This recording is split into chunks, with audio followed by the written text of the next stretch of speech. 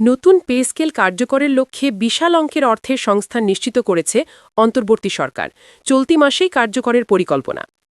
প্রিয় দর্শক, pay scale নিয়ে আজকে পত্রিকায় প্রকাশিত হয়েছে একটি বিশেষ প্রতিবেদন। এই ভিডিওটিতে থাকছে এই প্রতিবেদনের বিস্তারিত, তাই এই ভিডিওটি শেষ পর্যন্ত দেখুন।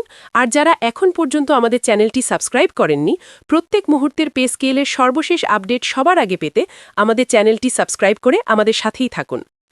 পে স্কেল নিয়ে আপনার মতামত বা পরামর্শ অবশ্যই কমেন্ট করে জানাবেন, যা পে স্কেল বাস্তবায়নে অত্যন্ত গুরুত্বপূর্ণ ভূমিকা পালন করবে। এবার বিস্তারিত। দেশের প্রায় ২৪ লাখ সরকারি কর্মকর্তা কর্মচারীর দীর্ঘদিনের প্রতীক্ষার অবসান হতে চলেছে। ২০২৫-২৬ অর্থবছরের সংশোধিত বাজেটে নতুন pay scale new pay scale কার্যকরের লক্ষ্যে বিশাল অঙ্কের অর্থের সংস্থান নিশ্চিত করেছে অন্তর্বর্তী সরকার। চলতি মাসেই কার্যকরের পরিকল্পনা। অর্থ মন্ত্রণালয় সূত্রে প্রাপ্ত তথ্য অনুযায়ী চলতি জানুয়ারি মাস থেকেই আংশিকভাবে হলেও নতুন বেতন কাঠামো কার্যকর করার একটি জোরালো পরিকল্পনা গ্রহণ করা হয়েছে। এই লক্ষ্যে বেতন ভাতা খাতে বরাদ্দ প্রায় ২২,০০০ কোটি টাকা বৃদ্ধি করা হয়েছে। নতুন পে স্কেল ২০২৬ এক নজরে বরাদ্দ বৃদ্ধি ২২,০০০ কোটি টাকা, মোট সুবিধাভোগী প্রায় ২৪ লাখ। সংশোধিত বাজেটে বেতন ও ভাতার রেকর্ড বরাদ্দ। চলতি ২০২৫-২৬ অর্থবছরের মূল বাজেটে সরকারি চাকরিজীবীদের বেতন ভাতা বাবদ বরাদ্দ ছিল ৮৪,৬৮৪ কোটি টাকা। তবে নতুন বেতন কাঠামোর চাপ সামলাতে সংশোধিত বাজেটে তা বাড়িয়ে ১,০৬,৬৮৪ কোটি টাকা বা টোটাল বাজেট ফর স্যালারিজ করা হয়েছে। অর্থাৎ বেতন খাতে ১ লাফে বরাদ্দ বেড়েছে প্রায় ২৬%। অর্থ মন্ত্রণালয়ের এক ঊর্ধ্বতন কর্মকর্তা জানান, বার্ষিক উন্নয়ন কর্মসূচি বা এডিপি থেকে প্রায় ৩০,০০০ কোটি টাকা বরাদ্দ কমিয়ে সেই অর্থ দিয়ে পরিচালন ব্যয় ও বেতন ভাতার বাড়তি চাহিদা মেটানো হচ্ছে।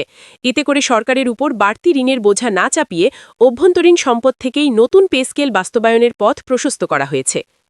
পে কমিশনের প্রতিবেদন ও চূড়ান্ত সুপারিশ। সাবেক অর্থসচিব জাকির আহমেদ খানের নেতৃত্বে গঠিত পে কমিশন তাদের চূড়ান্ত প্রতিবেদন ও সুপারিশমালা তৈরির কাজ শেষ করেছে।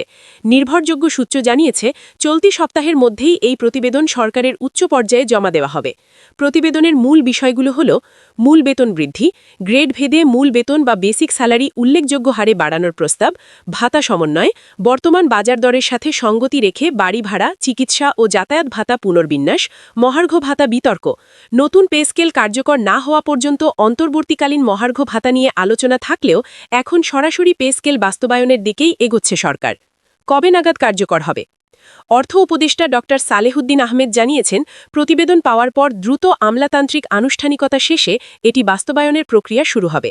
যদিও অন্তর্বর্তী সরকারের মেয়াদ শেষ পর্যায়ে, তবে তারা চান বর্তমান বাজেটেই এর অন্তত আংশিক অর্থাৎ মূল বেতন বা নির্দিষ্ট কোনো অংশ কার্যকর করে যেতে। যদি গেজেট প্রকাশে দেরিও হয়, তবে তা বকেয়া অ্যারিয়ার্স হিসেবে পরবর্তী মাসগুলোতে সমন্বয় করা হবে। নতুন পে স্কেল ২০২৬ সম্ভাব্য গ্রেড ভিত্তিক বেতনের খসড়া তালিকা। সরকারি চাকরিজীবীদের জন্য বহুল প্রতীক্ষিত নতুন পে স্কেল ২০২৬-এর সম্ভাব্য গ্রেড ভিত্তিক বেতনের একটি খসড়া তালিকা নিচে দেওয়া হল।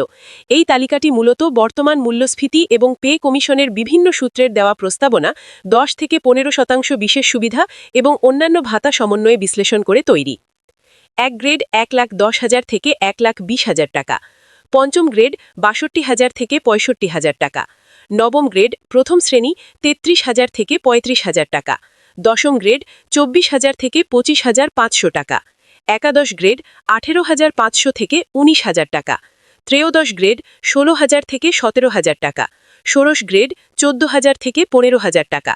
২০তম গ্রেড ১২,৫০০ থেকে ১৩,৫০০ টাকা। এই সম্পর্কিত আপডেট সবার আগে পেতে চ্যানেলটি সাবস্ক্রাইব করে আমাদের সাথেই থাকবেন। সামনের ভিডিও দেখার আমন্ত্রণ জানিয়ে এখানেই শেষ করছি। আল্লাহ হাফেজ।